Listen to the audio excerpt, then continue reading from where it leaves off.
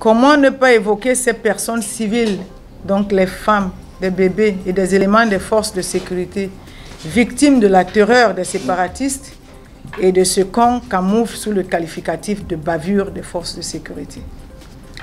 Qu'on se le dise une fois pour toutes. Rien, alors rien, mais alors aucun élément tangible ne montre que ce sont les armes ou une quelconque terreur mise en branle qui pourrait, de quelque manière que ce soit, ramener la paix dans les deux régions qui, depuis 4 ans, ploient sous le poids d'une interminable crise initiale devenue guerrière.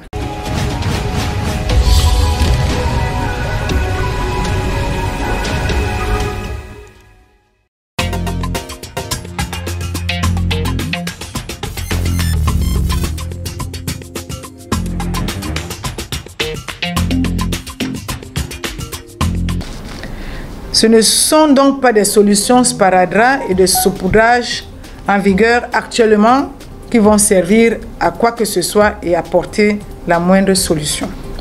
Ce n'est pas, mais alors pas du tout l'interdiction du commerce de machettes et autres fers à béton, ni les communiqués va-t-en-guerre émanant du ministre de l'administration territoriale et de celui de la communication qui modifieront la donne sur le terrain.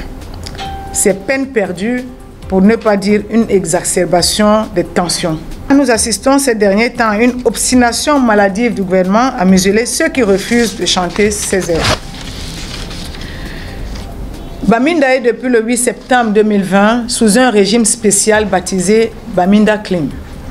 Les régions du centre, du littoral et de l'ouest sont sous un couvre-feu qui ne dit pas son nom sur les instructions et directives du MINAT aux gouverneurs de ces 3 régions. À leur tour, ces hauts fonctionnaires ont sorti des arrêtés interdisant toute manifestation et réunion dites non déclarées dans leurs régions respectives jusqu'à nouvel avis. Pour illustrer cette façon de gouverner à l'emporte-pièce en bafouant sans vergogne les droits humains, rappelons le cas connu de vous, car la presse l'a abondamment relayé, de cette femme cadre du mouvement pour la renaissance du Cameroun, MRC à Douala 4e, qui a été interpellée le dimanche 13 septembre 2020, juste parce que, dans une courte vidéo de sources concordantes, elle battait le rappel de ses camarades en vue des manifestations de son parti prévues le 22 septembre 2020. Il faut le dire sans embâche, cela relève ni plus ni moins à une violation flagrante du droit à la liberté d'expression, d'opinion et une atteinte inacceptable aux libertés fondamentales. Entre-temps, les communautés villageoises de Bonassama dans le même arrondissement et de Bali, à Douala 1er, sont sorties en masse pour s'élever contre la nomination de certains chefs traditionnels, entre guillemets, chez elles. Par ailleurs, tout observateur averti note une résurgence du fléau du repli identitaire au Cameroun, preuve s'il en était encore étant l'avalanche de mémoranda qui pullulent et s'enchaînent. Que dire des propos haineux sur les réseaux sociaux? La montée du tribalisme étriqué, bien entretenu et instrumentalisé par le gouvernement, sans oublier des comportements et attitudes au relent inquiétants mettant en mal la notion du vivre ensemble et de paix pourtant brandie comme un trophée.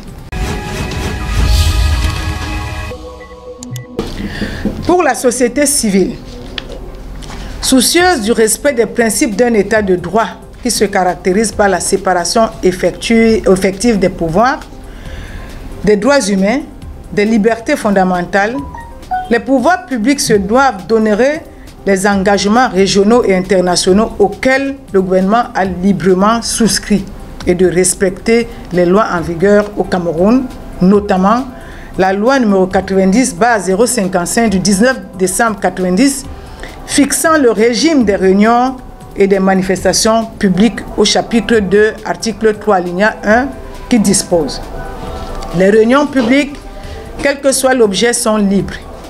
C'est donc clair qu'il y a des abus et violations flagrants et criards sur les cas évoqués. Nous le dénonçons et le condamnons avec la dernière énergie.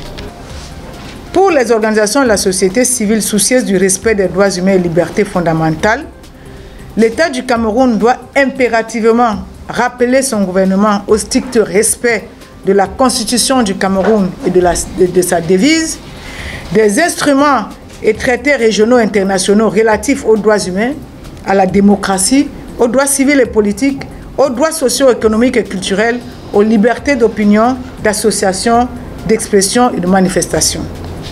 Aussi, la société civile urge les autorités camerounaises à laisser les associations, les partis politiques à exercer leur droit à la liberté d'association, de la manifestation en tout lieu. La société civile tient à rappeler que le rôle des autorités est d'encadrer les manifestations afin d'éviter les débordements et non de les réprimer.